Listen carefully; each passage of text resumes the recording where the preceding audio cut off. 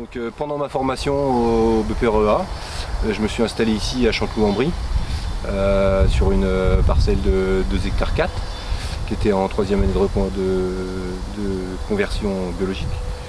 Et puis on a réellement démarré l'année quand la formation s'est terminée en 2020, fin 2019, début 2020. Donc ici on est sur 7500 m² environ de surface agricole utile. J'ai encore peu de surface couverte, 1000 m² environ. Voilà, la distribution se fait, la commercialisation se fait via la vente directe tous les samedis et l'été aussi le mercredi matin, via des paniers et aussi en vente au détail. Pour le moment, là on a démarré la vente directe ici à la ferme en juin cette année. Donc ça marche plutôt pas mal, les gens sont en attente. Voilà, donc on m'a demandé de parler du métier de maraîcher. Donc ici on est en maraîchage biodiversifié. Donc c'est là la grande difficulté, c'est qu'il faut jongler sur 50, 60 légumes différents. Voilà, alors qu'est-ce que c'est le métier de maraîcher et surtout de responsable d'exploitation en maraîchage? C'est un chef d'orchestre, c'est beaucoup de planification, beaucoup d'organisation. Il n'y a rien de magique en fait, c'est le sol qui fait le travail. On met les légumes en condition et ensuite le boulot il se fait, le développement se fait du légume tout à fait normalement. La difficulté c'est de prévoir, c'est de s'organiser, c'est de planifier. Et il faut savoir tout faire. Il faut savoir à la fois être donc acheteur, exploitant, force de travail, bricoleur. Il faut être commerçant. Il faut savoir ce que c'est que le marketing. Voilà. Donc c'est un métier vraiment complet puisqu'on est en fait chef d'entreprise.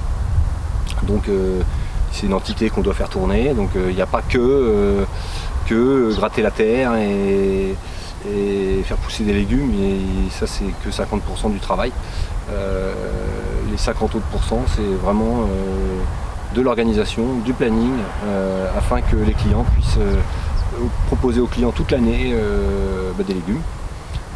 Voilà, puis c'est de trouver des petites clés marketing pour se faire connaître, pour rendre les choses un petit peu attractives, essayer de trouver aussi des légumes de diversification pour attirer. Voilà, moi par exemple ici on fait quelques légumes asiatiques, quelques légumes exotiques.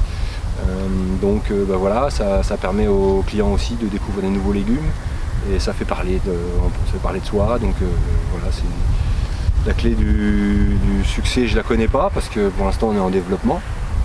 Mais voilà, tout ce que je peux dire, c'est que c'est un métier passionnant et que surtout on s'ennuie pas. On s'ennuie pas du tout puisque ça s'arrête jamais. Donc voilà, c'est éprouvant, fatigant, mais passionnant. Il faut savoir tout faire. C'est l'intérêt de s'installer. C'est justement de gérer son destin et d'emmener l'entreprise et l'exploitation là où on a envie de l'emmener. Donc c'est long, mais ça avance et faut pas hésiter, faut se lancer parce que ça rend heureux et ça permet de s'accomplir soi-même et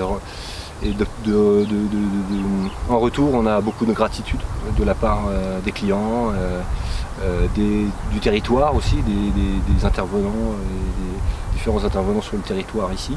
Donc on a de la gratitude, on a des retours très positifs, donc c'est très encourageant.